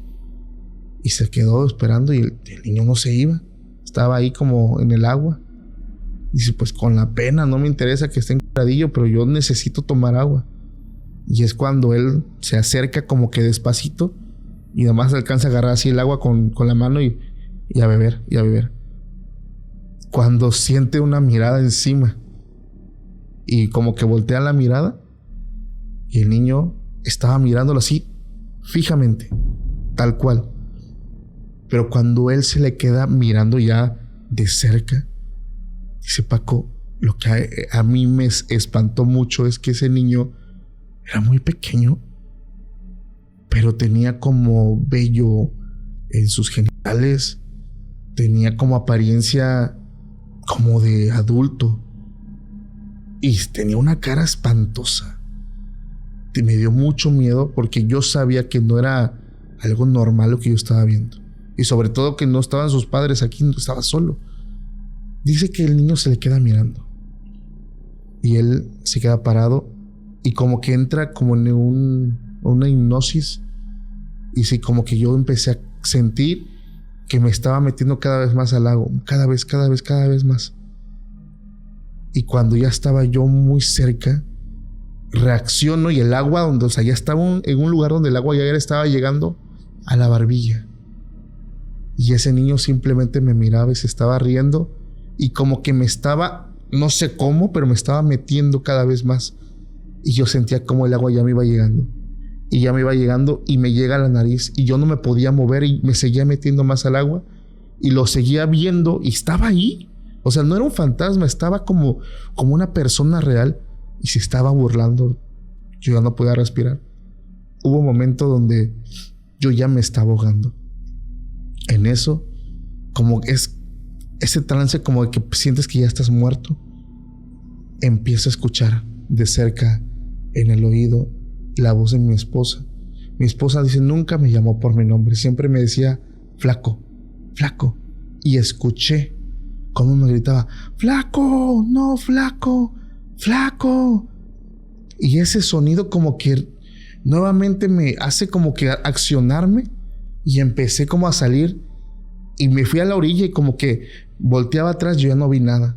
Pero pues ahí a correr. Otra vez salí a la carretera y seguí corriendo cuando a lo lejos veo unos faros y me atravieso y le hago al vehículo, eran unos ancianos que vivían en un pueblo todavía más arriba, que venían en una camioneta de batea muy vieja y me ven el uniforme que era militar y me suben y me dicen, hijo, ¿qué tienes? Dice, yo no estaba dispuesto a decir nada de lo que había visto, no me iban a creer. Lo único que le dije fue, me agarró la lluvia, pues estoy mojado y voy a mi base. Yo me iba a regresar a mi base, dice, porque no estaba dispuesto y él iba temblando. Cuando la camioneta va pasando por donde estaba el lago, más o menos, se da cuenta que el señor y la señora, el matrimonio, voltean y le dice, hijo, ¿tú pasaste por aquí? ¿No te dio miedo? Es que aquí pasan cosas muy raras, hijo. Y él, a ver, pues ¿qué pasa? No, hijo, aquí, bueno, no sé si tú has escuchado que pues el bosque tiene ciertos guardianes o andan como espíritus, pero en esta zona, ¿cómo se ha muerto gente? Ahí encuentran sus cuerpos ahí flotando en ese lago. Y él como que tiene la necesidad de decirle todo lo que vive y se los dice. Pues a mí me pasó esto, es la verdad, por eso estoy todo empapado de agua. Y cuando le dicen ellos, es increíble que tú hayas vivido eso. ¿Y cómo le hiciste para salir? No sé, dice, yo escuché el ruido, la voz de mi esposa que me gritaba mi nombre, flaco, bueno, como ella me dice. Y ya se regresó a su base y hasta el día siguiente en la mañana, él se regresó en su unidad. Cuando él llega a su casa, se enteró de algo muy triste. Su esposa tenía un día de fallecida. Diablos. Y cuando él relaciona la hora en la que fallece ella, era la misma hora en la que él estaba en el lago. Él dice, y finaliza su historia diciendo, mi esposa antes de irse me salvó la vida. Ella llegó a donde estaba yo y era su voz cuando me gritaba, flaco, no, flaco. Y por ella yo salí de ese trance. Y le estoy eternamente agradecido. Y en el video él lloraba y lo decía. Dije, wow, o sea, también qué impresionante, bro. Es impresionante ese tipo de historias que te marcan de una forma impresionante. Hay una tragedia, una pérdida, pero es una pinche bomba de emociones. Híjole, no sé, ¿tú qué opinas? Mira, me voy a abrir contigo, Paco. Te voy a contar una historia que mi comunidad ya lo sabe. Gracias, bro. Ahorita estoy jugando la vida en modo legendario. He pasado situaciones afortunadamente, a mí no me ha pasado absolutamente nada. O sea, digo afortunadamente porque pues he estado bien de salud para poder sacar adelante a mi familia y apoyar a mi esposa. Claro. Porque tengo 2 niños pequeños. Tengo 3, una niña de 12 años, pero no vive conmigo. Okay. Entonces tengo 2 pequeñitos que uno está en el kinder y es un foco de enfermedad. Este niño trae enfermedades todo el tiempo. Hace poco la libró mi esposa, mi bebé recién nacido de 6 meses la libra de influenza. Imagínate. La traen viruela. O sea, hemos vivido una serie de cosas que pues dices, bueno, cosas de Dios, ¿no? Pero vengo saliendo de una situación en la que tuve una pérdida de un ser muy querido.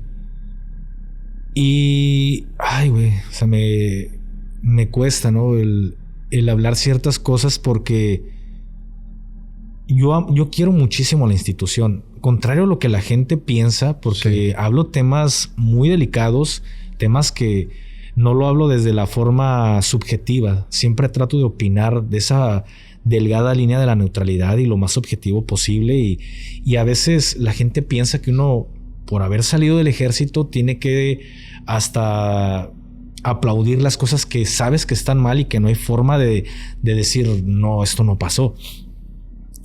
Y a veces la gente piensa que estoy resentido con las Fuerzas Armadas y te puedo decir que es todo lo contrario. O sea, el haber estado dentro del ejército mexicano es una de las partes más bellas que he tenido en mi vida. Por ahí mi esposa siente como que a veces sí se agüita porque creo que mi esposa no es tonta en ese sentido y me dice, creo que el día que tú mueras, lo último que vas a recordar va a ser a tus compañeros en el ejército. O sea, ella sabe el cariño que yo le tengo a ciertas personas que estuvieron dentro de mi vida castrense, que hoy en día soy parte de ellos. Claro. Digo, un maestro influye a la eternidad, ¿sabes? Nunca vas a... Y esto lo leí en un libro y tiene toda la razón. O sea, un profesor influye completamente dentro de la eternidad porque nunca vas a saber hasta dónde llega su influencia. A lo mejor él muere, pero me enseñó a mí algo una persona y yo se lo enseñé a mis hijos y mis hijos a sus hijos y llega al punto en el que dice, no, pues siempre hemos sido así. No, a lo mejor hubo alguien que influyó en alguna persona de tu familia, ¿no? Y pasó así. En mi caso, Paco, yo tuve un comandante de escuadra que era un cabo. El cabo se puede decir que es tu primer mando más directo. Uh-huh. Y el cabo la función es ser como un padre, como un guía para los soldados. Y yo tuve un buen guía. Y realmente fue una persona que yo quiero muchísimo hasta el día de hoy y siempre voy a estar agradecido. El amor que le tengo a él siempre va a estar ahí presente. Desgraciadamente, el ejército mexicano a veces no permite ciertas cosas, Paco. Ok. Y más en este caso viniendo de mí. Uh-huh. Se puede decir que soy una especie de oveja negra para las Fuerzas Armadas porque fui de los precursores hace 5 años que empezó a hablar de estos temas que hoy en día está muy normalizado. Fui esos primeros militares y que salieron a hablar de temas que la Sedena restringía mucho. Alzabas la voz. Alzaba la voz por esas personas. Uh-huh. Hoy en día ya no me importa lo que Sedena pueda pensar. Vamos a hacer asociaciones para poder ayudar a personas, a militares, policías que viven bajo el estrés postraumático, porque desgraciadamente la salud del militar a veces está muy abandonada. Claro. ¿Y por qué te digo esto de la asociación? Porque yo salgo del ejército mexicano, yo tuve un comandante de escuadra que me enseñó muchísimas cosas, Paco. Uh-huh. Y en algún momento salgo de las Fuerzas Armadas y vuelvo a tener contacto con él. A mí me robaron mi teléfono y en algún punto vuelvo a tener contacto con él a través de mensajes. Y era de esos de que, hey, ¿qué libro estás leyendo? Nos compartíamos libros y seguíamos al pendiente el uno al otro. Claro. Pero él era muy frecuente que le robaban su teléfono, se le quebraba o le pasaba algo. Y duramos 2 años aproximadamente sin tener contacto. Yo hoy en día no tengo Facebook, no tengo Instagram, no tengo redes sociales personales. Ajá. Y en algún momento me llega un mensaje. Bueno, no directamente a mí, le llega a mi hermano y le dicen, oye, el cabo de tu hermano, el cabo Darío, desgraciadamente, pues se encuentra con cáncer. tiene cáncer su cabo, pues aquí te dejo su número, porque él sí tenía un Facebook donde platicaban ellos dos. Yo tengo contacto con este güey, a lo mejor no directamente, pero le paso la información a su hermano. Y rápidamente yo me contacto con él, empezamos allá a platicar y fue al estudio. Y cuando lo vi, Paco, o sea, fue muy triste, ¿sabes? Me contuve las ganas de llorar porque pues él era una persona bastante atlética. Claro. Y el cáncer ya se lo estaba comiendo. Ya tenía algo de tiempo con el cáncer. Y de ahí, pues yo empecé a ayudarlo de manera ya directa, pero yo le pedí un favor a Darío. Le dije que nadie se entere. Uh-huh. No quiero que vayas a tener algún problema pues con el mando porque recibes un apoyo mío. Entonces cada mes era constante este apoyo que yo tenía con él, que le daba un billete, que cuando iba a Ciudad de México lo volaba. Y el tema de la muerte no es algo que se me complique a mí, Paco, porque vivía con la muerte. Claro. Sé cómo huele ese olor a muerto, pero también sé esa sensación que pocas personas pueden decir lo he vivido. Uh-huh. Esa sensación de que hay muerte en el lugar. Y es un tema, como te digo, que no se nos dificulta quizá hablarlo. Y yo le pregunté una vez a mi cabo, ya él ya había ascendido sargento segundo, pero yo le seguía diciendo cabo. Y esto fue hace muy poco. Dije, hermano, ¿qué va a pasar si llegas a morir por el cáncer? ¿Cómo me voy a enterar que falleciste por cáncer? No te preocupes. Va a haber alguien que te avisaría en caso de que yo llegue a fallecer. A ti y a tal y a tal y a tal y a tal. Todo está arreglado. Ok. Perfecto. Pasa el tiempo y ya cada vez era más difícil el que pudiéramos hablar por teléfono porque ya le costaba muchísimo trabajo hablar. Uh-huh. Y en una ocasión, o sea, tengo que ser muy explícito en los detalles. Sí. No es algo que me apena, pero eso es algo que tú como amigo ya lo sabes.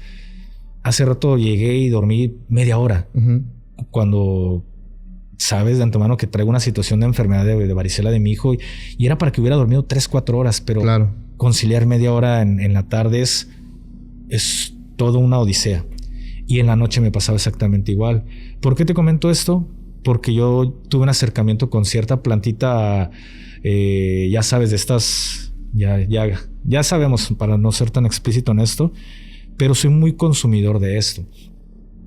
Al punto en el que pues yo ya domino mi día a día con esta sustancia dentro de mí, que sí, al final de cuentas no es algo malo, pero ¿por qué te comento esto? Porque un día en la noche me prendí uno de esos cigarritos y de repente sentí en mi cuerpo la sensación de muerte, ¿sabes? Okay. Duré mucho tiempo en el ejército. Estuve en unidades convencionales de los soldados regulares. También estuve en operaciones especiales y viví muchísimas cosas. Y pude haber dado muchísimos ejemplos a mi esposa en ese momento, pero me sentí...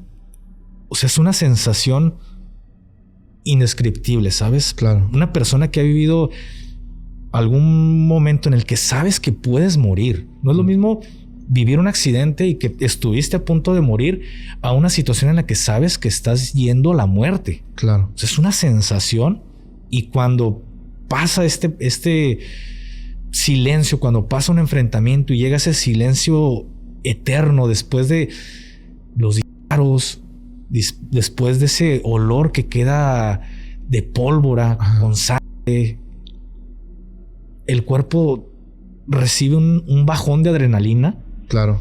Y tu cuerpo empieza a temblar, al menos yo lo sacaba de esta forma. Y fue exactamente igual. O sea, empecé como si hubiera tenido un evento de este tipo. Sí. Y mi cuerpo empezó a temblar, me empecé a sentir mal. Empezaba a respirar y mi esposa, ¿qué tienes? ¿Te sientes mal? Le digo, sí, me siento mal. ¿Pero qué tienes? O sea, es por... Le dije, no es por eso. Y dije, es una sensación como como cuando en una ocasión íbamos a la muerte, o sea, nos tocó y mi cabo, ¿no? Y le platiqué una historia y dije, siento lo mismo. Sentiste la energía de la muerte. Sentí la energía de la muerte. Así pasó. Nos levantamos, teníamos que ir a supervisar. Esto ya fue de noche, fue a las 8:40 de la noche. Y íbamos a ir a supervisar la obra del estudio. Vamos a ir a cerrar el estudio que acaban ahorita de concluir. O sea, tiene muy poco que esto pasó. Y yo iba a manejar y mi esposa sabe que, o sea, hermano, yo las cantidades que meto son para mí el día a día. O sea, eso no me termina entorpeciendo porque de verdad, o sea, no me entorpece para nada. Claro. Y me subo al carro y pongo el drive y sentí esa sensación de muerte. Pongo el parking y le dije a mi esposa, maneja. Y para que yo le hubiera dicho, maneja, es como... Algo en serio te está pasando. Algo en serio te está pasando. ¿Te sientes bien? ¿Quieres que vayamos al doctor? No, es que yo no siento, o sea, no me siento mal. Siento como que esa sensación cuando estás bailando con la muerte. Es una danza que sabes que estás con algo más allá. Todo transcurrió sin novedad, Paco. Llegamos, cerramos el estudio, llegamos a mi casa, a tu casa. Gracias. Y al día siguiente, en la mañana, me marca mi hermano. Me dice, carnal, ¿cómo estás? ¿Bien? ¿Qué pasó? Te lo voy a decir como es, carnal. Tu cabo falleció. Y en ese momento comencé a llorar, Paco. O sea, fue algo que me dolió. Claro. Y hoy en día soy más sensible y más presto a llorar. A lo mejor con mi esposa, cuando le platico. O sea, he vivido una especie de... No sé, ha sido bastante catártico el sentarme a platicar con mi esposa cosas que jamás le había platicado a nadie, que jamás quizá le platique a nadie. Pero ha sido bastante catártico al punto de que recordé que era llorar. Claro. O sea, recordé que era carcajearme inclusive. Porque mis sonrisas es levemente sonrío, pero mis sentimientos llegó a un punto en el que se encapsularon estando en el ejército y comencé a llorar, Paco. Y mi esposa se me queda viendo. Y cuando terminé así de llorar, me dice, ¿tú ya lo sabías? Y me caí el 20 y dije, sí, cierto. Y me mandan la captura de pantalla donde iban a hacer el funeral de mi cabo. Y como loco se dije, ahorita voy. Y hasta que pasó una hora y media, porque ya me estaba terminando de arreglar. Y dije, a ver dónde es. Saqué la ubicación y el día de hoy vamos a estar velando a mi hermano. Y eso había sido un día antes. Y dije, ya pasó. Ya pasó. Y comencé a llorar. Dije, ya pasó. No me pude despedir de mi cabo. Lo curioso es de que le marqué o sea, llegó un punto en el que yo quería hablar con la hermana. Tenía la red social que me habían pasado la captura de pantalla. Me metí a la red social de su hermana. Y yo le mandé pues un messenger a través de mi cuenta de Gafe. Y no recibía contestación. Ya había pasado mucho tiempo. Y dije, bueno, si ayer lo velaron, muy seguramente hoy lo van a enterrar. Puede quizá que lo alcance. Y no recibía respuesta. Hasta que a las 4 de la tarde me armé de valor, Paco. Tomé mi teléfono y le marqué a su número de él. Y la persona que me contestó fue su hermana. Y para mí en ese momento me desmoroné a la escucha con ella. Empecé a llorar. Y le dije, discúlpeme. Y después de que lloré le dije, discúlpeme, pero es que yo no la quería escuchar a usted. Le dije, y ya me cayó el 20 que todo ya pasó y lo siento. Y empecé a platicar con ella. Lo curioso de esto, Paco, es que yo le platiqué lo que me había pasado y le mandé hasta capturas de pantalla.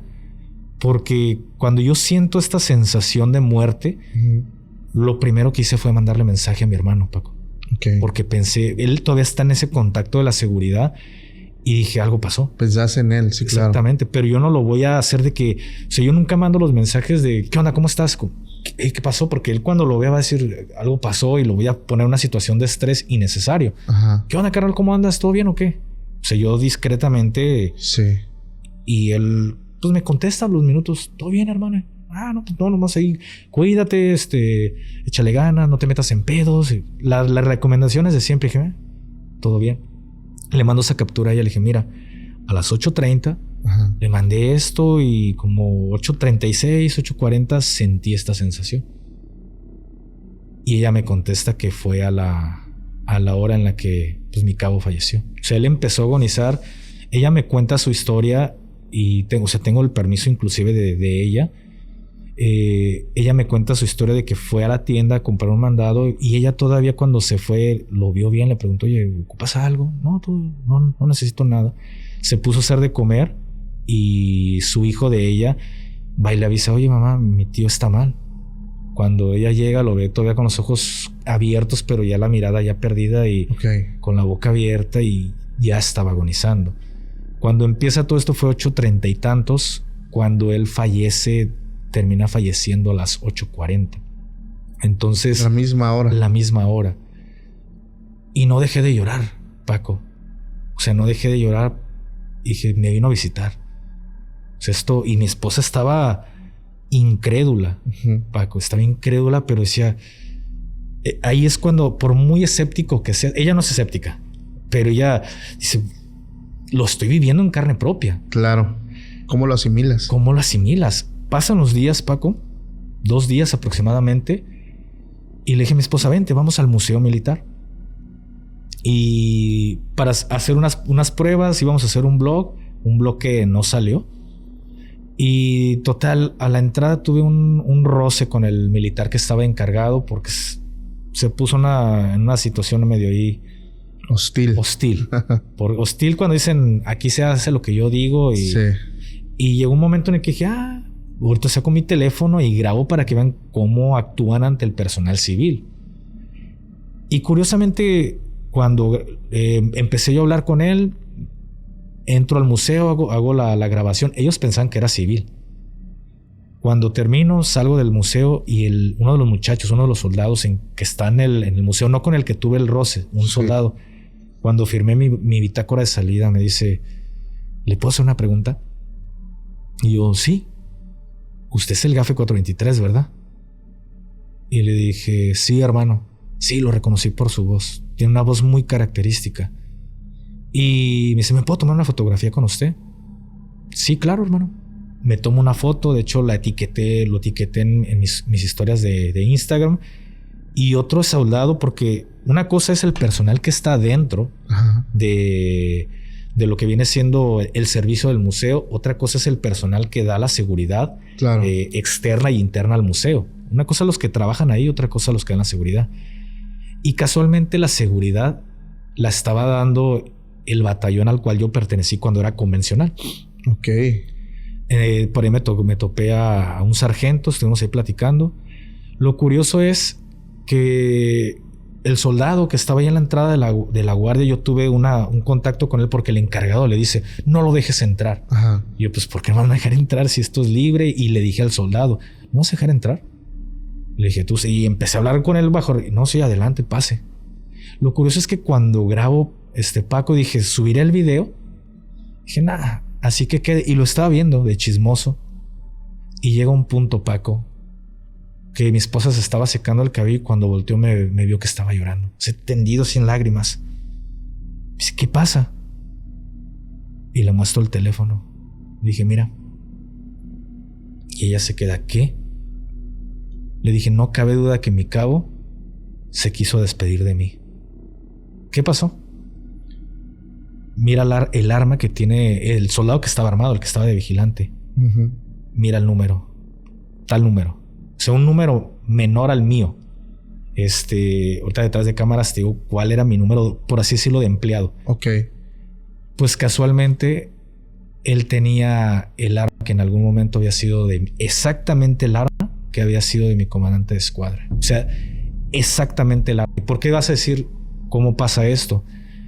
El arma se le designa a un soldado el día que él cubre ese empleo, y si él dura 5 años, solo él tiene acceso a esa arma.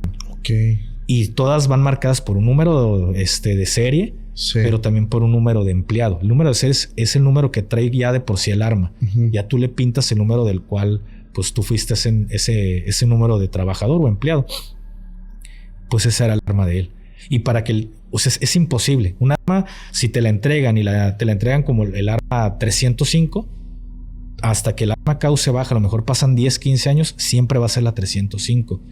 Y él tenía el arma que era de mi cabo comandante de escuadra.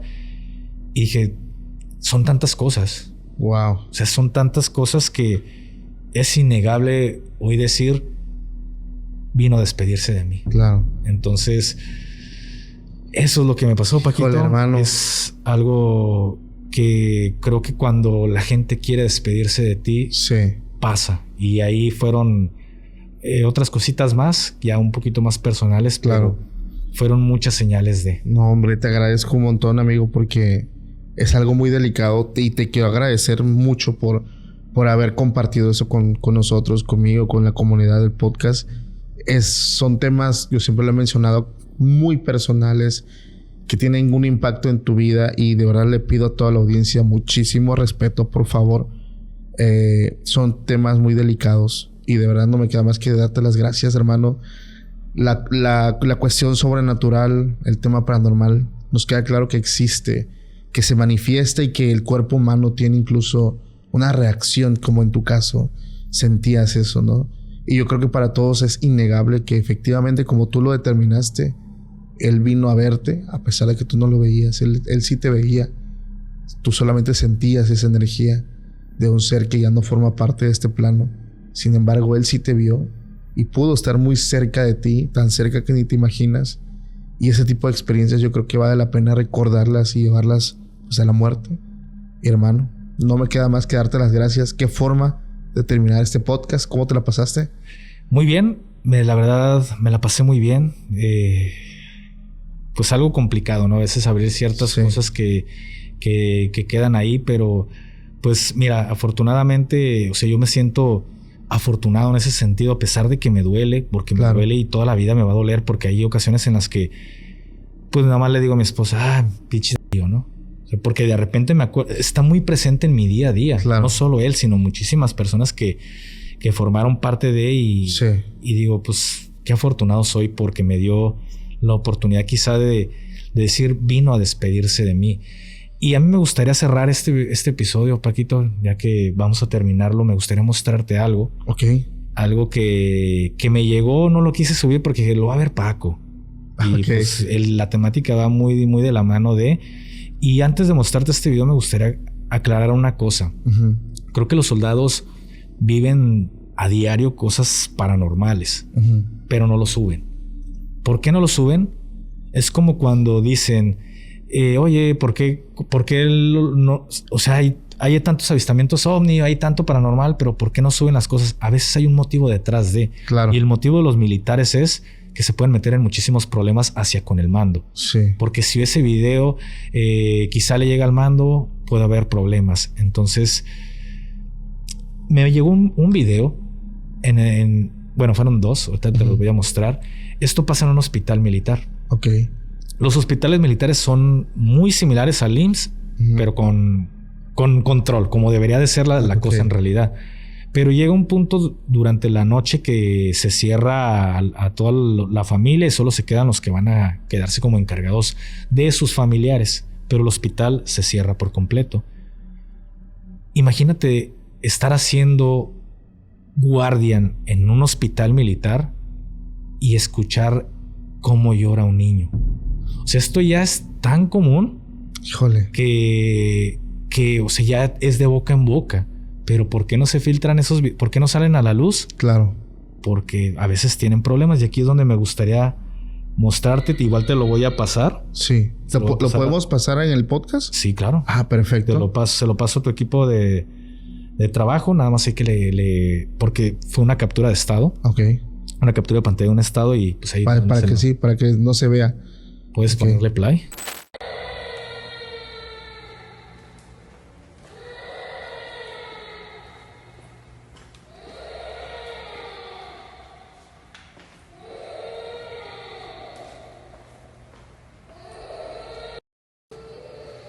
No hay nadie, los pasillos están vacíos, todo está oscuro.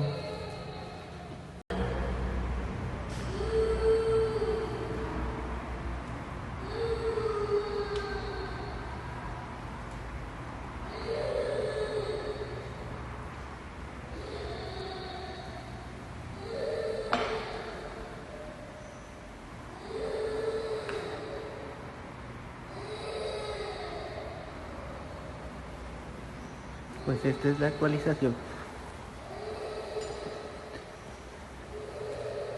Sigue estando allí y sigue estando todo vacío. No manches, hermano. Solo llegar a tu equipo de trabajo y como esas historias, creo que hay muchísimas. Qué fuerte, bro. O sea, la gente ya lo vio, Sí. se dan cuenta que es dentro de una instalación militar. ¿Está vacío? Y aquí yo te puedo decir una cosa. Con lo que viene siendo por parte del ejército mexicano no se juega. Claro. Porque si aquí en la vida civil, si alguien no te llega temprano, Uh-huh. lo regañas, le llama la atención, pero no pasa de ahí. En el ejército hay castigos. Puedes violar una ley como puedes violar un reglamento. Uh-huh. Y el soldado pues no juega con este tipo de cosas. No es como que, a ver, tú niño, te vas a ir a esconder y a estar gritando. Claro. No puedes jugar con eso porque se arriesga mucho. Se arriesga el militar. Entonces, imagínate que él está en la noche haciendo su guardia y está escuchando a ese niño. Sí. Y es como que ustedes pueden percatarse de que ya había como una especie de antecedente en el cual él graba y dice, miren, o sea, si está pasando esto de una niña. O sea, qué loco. Clarísimo, bro. No manches. Es que no lo había subido y dije, lo porque luego lo va a ver Paco. Mejor que lo vea en directo. No, hermano, muchas gracias. Qué evidencia. Me encanta cuando los invitados muestran ese tipo de situaciones. Videos que te impactan, que no tienen lógica. Sin embargo, está el audio, está el sonido. Qué miedo, o sea, qué miedo. Y es un hospital militar.